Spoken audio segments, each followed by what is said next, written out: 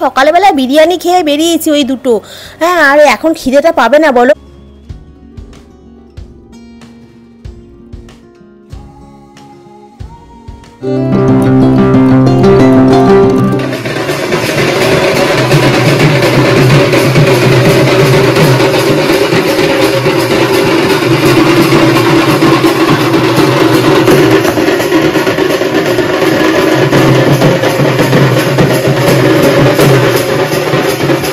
হলো মহাসপ্তমী, ভোরে নবপত্রিকা স্নানে গেল, আর আমিও সকাল সকাল স্নান টান করে ঘরের দরজায় সিঁদুর চন্দনের ফোঁটা দিয়ে দিনের শুরুটা করলাম।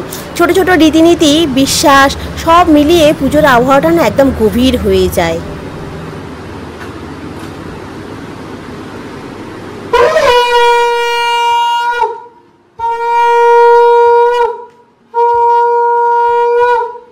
যেন মনে হয় মা এসে গেছে ঘরে ঘরে।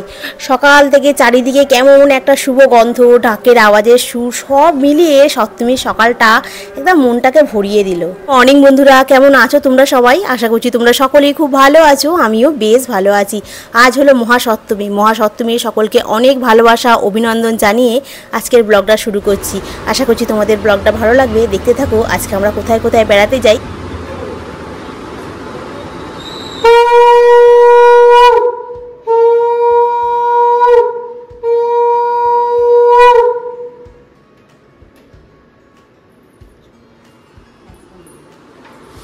প্রতিদিন যেমন করে আমরা সাজি তেমন করে আমার গোপালকে প্রতিদিন আমি সাজিয়ে তোমাদের সামনে কি দেখাই, যে দেখো আজকে আমার গোপালকে কেমন দেখাচ্ছে। আজ হচ্ছে মহাসপ্তমীর দিনকে আমার গোপালকে সুন্দর করে নতুন দুখানা জামা দুজনকে পরিয়ে বসিয়ে দিয়েছি। আর এই যে স্নান টান সেরে পুজো টুজো করে সমস্ত কাজ এদিকে হয়ে গেছে। এবার আমি চলে এসেছি একেবারে রান্নাঘরে এখন একটুখানি চা করে নেবো। কাজ সব তো মিটে গেছে, পুজোর সময় আর কি কাজ থাকে বলো? সকাল সকাল ঘুম থেকে উঠলে সব কাজ মিটে যায়। এখন একটু তনু আর আমি বসে বসে একটুখানি চাটা খাই, খেতে খেতে একটু গল্প করবো। তুনু বসে আছে, তুনু। এখন আমরা বিরিয়ানি খাবো। কালকে বিরিয়ানি তোমার হয়ে গেছিল জানো তো, তো সেই জন্য বিরিয়ানিটা কি হবে, নষ্ট হবে। ওই জন্য আমি বলি যে টিফিনে কি খাওয়া হবে। তুমি বলছে কালকে বিরিয়ানিটা আছে তো, গরম করে খাবো। এবারে ওই বিরিয়ানি খেয়ে আমরা ঠাকুর দেখতে পেরবো, ঠিক আছে? এটা তো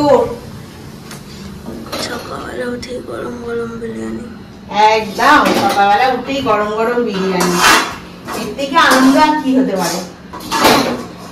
বললাম রুটি ওইটুকুনি মাংস আছে, আর রাস্তা তো বেশি খেয়ে ফেলবো না, কারণ কি আমার আবার প্রবলেম হবে। মানে এমনি রাস্তা বেরোতে খেয়ে দিয়ে খুব ভয় পাই। তো চলো এখন আমি খেয়ে নিই।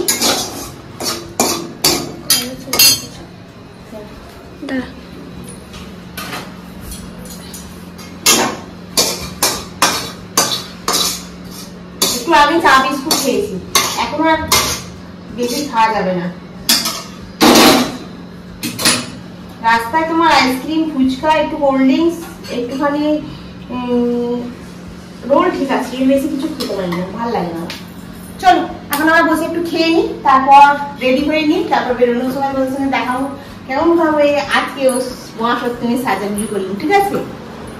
রেডি হয়ে নিয়েছি তনু আর আমি, একবারে চাবি ফাবি দিয়ে নিয়েছি, দিয়ে নিয়ে এবারে বেরিয়ে পড়ছি। আর আমাদের বাঙালিদের তো অভ্যেস একটা আছে, বিশেষ করে আমার, চাবি দেওয়ার পর চাবিটাকে 7 বার টেনে টেনে দেখা। তো চলো যাই, আজকে কলকাতার দিকেই যাচ্ছি ঠাকুর দেখতে। তনুটা আমাকে ছাতাটা হাতে নিলে তো, কতবার বললুম ছাতাটা নিবি নিবি, দেখলে তো খালি এই বললেই এখন এবার রাগ হয়ে যাবে। এখান থেকে বারবার বের করে ছাতা না, বাইরেটা এত রোদ্দুর উঠেছে, টিভিতে বলছে মাঝে মাঝে বৃষ্টি হবে, বলুন ছাতাটা হাতে নে, বাকিগুলো এ করবি। সব ব্যাগের ভেতরে পড়েছে, এটা জলের বোতল নিয়ে ব্যাগটা কি ভারী হয়েছে, কি করে নিয়ে যাবো সেটাই ভাবছি, সব খুলে দিয়ে চলে যেতে। চলো জলের বোতলটা রেখে দিলে হবে না, জল নিবাসে পেলে রাস্তা কত জল কিনবো, এক বোতল তবু খেলে বাকিটা কিভাবে খাওয়া যাবে। চাবিটা দেওয়ার পর আরেকবার টেনে দেখে নিবি কেমন? এগুলো শিখিয়ে দিচ্ছি তোকে আমি। আমরা মা মেয়ে দুজনে মিলে বেরিয়ে পড়েছি ঠাকুর দেখতে। প্রথমে টোটো করে যাচ্ছি, তারপরে ধরবো বাস। পুজোর সময় টোটো আর বাসের সফরটা কিন্তু আলাদাই মজা দেয় জানো তো। হ্যাঁ, ওখানে তোমার ওই গন্ধ লাগবে না, চলো ওখানে তোমার লেডিস থাকে, চলো জানি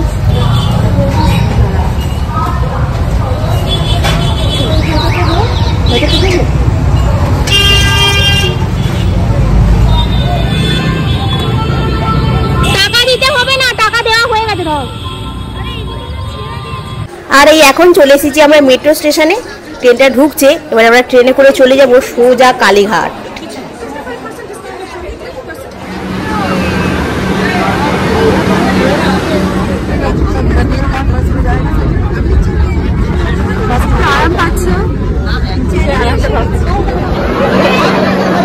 আমরা নেমে পড়েছি কালীঘাটে। কালীঘাট থেকে আমরা যাব একটু সামনাসামনি ঠাকুর দেখতে। জানো ছোটবেলায় আমার বাবা যখন ঠাকুর দেখতে নিয়ে আসতো তখন বেশিরভাগ সময় না, সবসময়তে কালীঘাটেই নিয়ে আসতো। কালীঘাটে এখানে অনেকগুলো বড় বড় ঠাকুর হয়, সেই ঠাকুরগুলোকে দেখিয়ে নিয়ে যেত। তখন একটা আলাদা মজা ছিল। সব রাস্তাগুলো আমার বাবা তখন চিনতো। এখন হচ্ছে আমাদের তনুর একদম গুগল ম্যাপ সোজা চলে যাচ্ছে কালীঘাটের থেকে আরম্ভ করে সব ঠাকুর দেখতে। দেখো না যে কোথা থেকে কোথায় আমরা এখন খালি ছুটি করছি। আর ভিড় কি বলবে, ওরে বাবা পায়ে পায়ে পড়ছে জানো তো, মাথার উপরে রোদ ফেটে পড়ছে। আর রোদের উত্তাপে দেখে মনে হচ্ছে না সূর্য দেবতাও আমাদের সঙ্গে ঠাকুর দেখতে বেরিয়েছে। তবু আশ্চর্যের ব্যাপার, মানুষের ভিড় কিন্তু একদম কম হচ্ছে না। সবাই যেন ঠিক করেই রেখেছে, রোদ হোক আর বৃষ্টি ঠাকুর দেখতেই হবে। একেবারে বাঙালির সবচেয়ে বড় উৎসব বলে কথা না, বলে পুজোর উন্মাদনা। জানো তো আমরাও তো যেন এই রোদ্দুর মাথায় নিয়ে মাকে দেখতে এসেছি। এত সুন্দর সুন্দর প্যান্ডেল হয়েছে মানে বলার মতো নয়।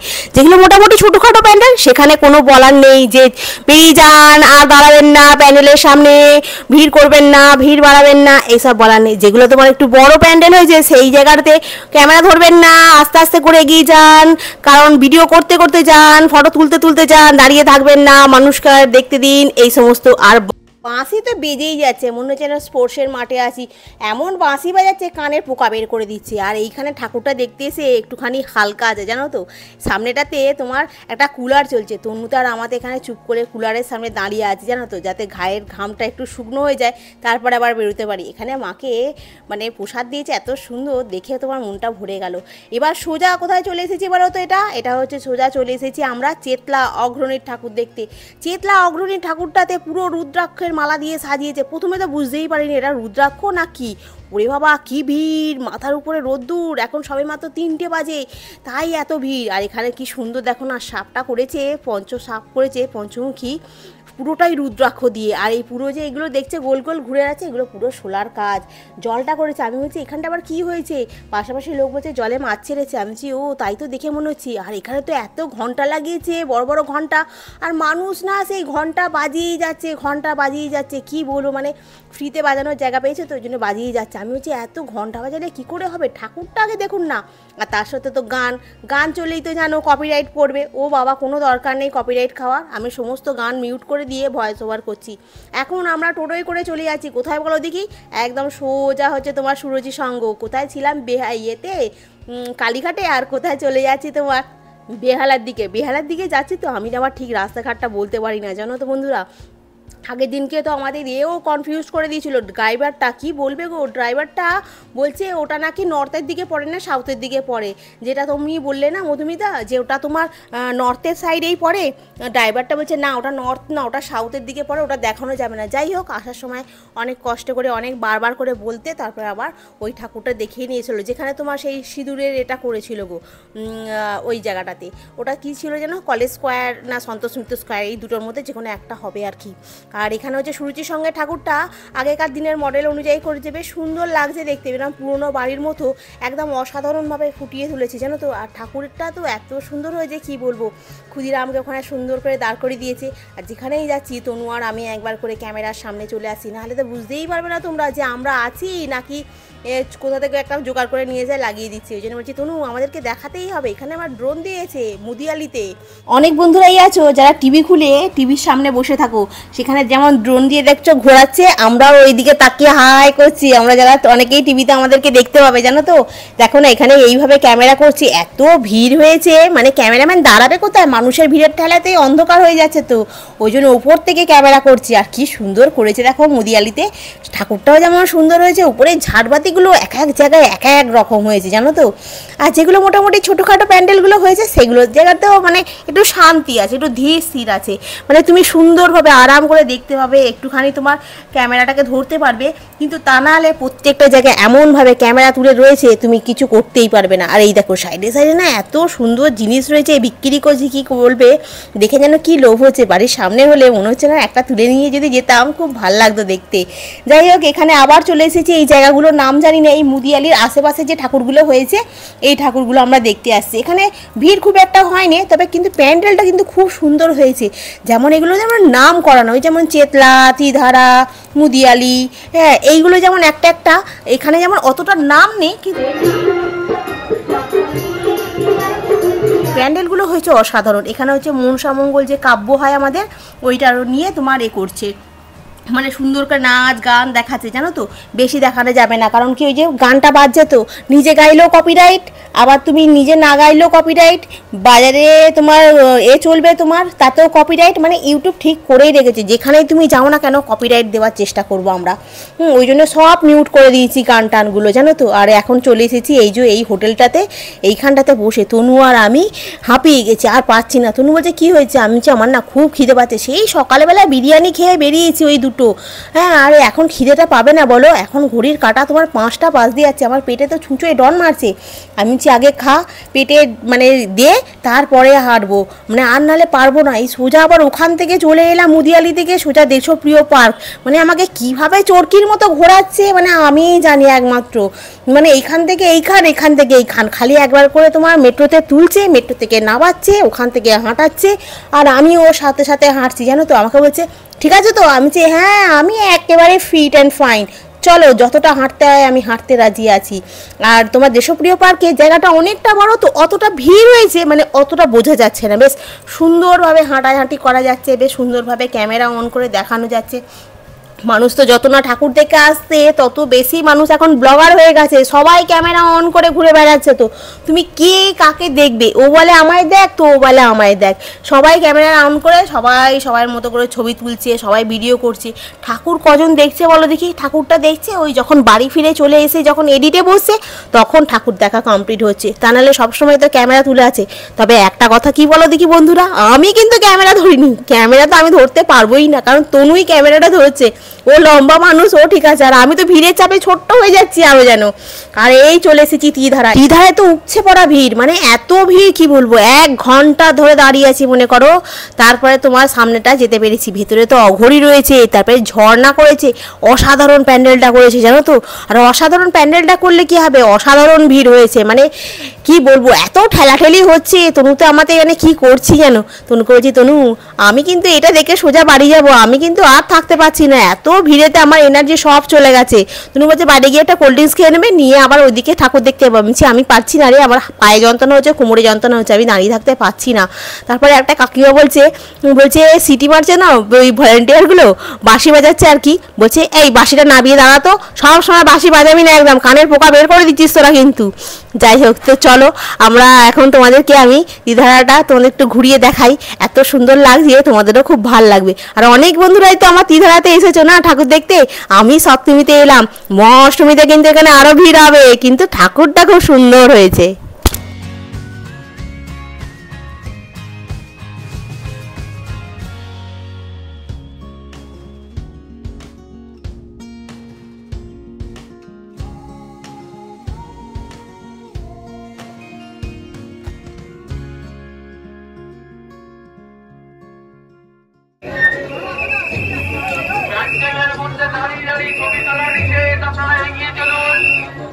এখন আমরা হাঁটতে হাঁটতে চলে এসেছি যতীন দাস পার্কে মেট্রো স্টেশনের কাছে, ওখান থেকে মেট্রো করে আমরা চলে আসবো তোমার এতে হাওড়ায়। হাওড়া থেকে আমরা ট্রেন ধরে এখন সোজা চলে যাচ্ছি তোমার আন্দুলে নামবো, আন্দুল থেকে এবং হেঁটে হেঁটে ওইটুকু রাস্তা বাড়ি চলে যাব। তো ঘোরা বেড়ানো সব কমপ্লিট, ত্রিধারার ঠাকুর দেখে এনার্জি একদম আর পাইনি।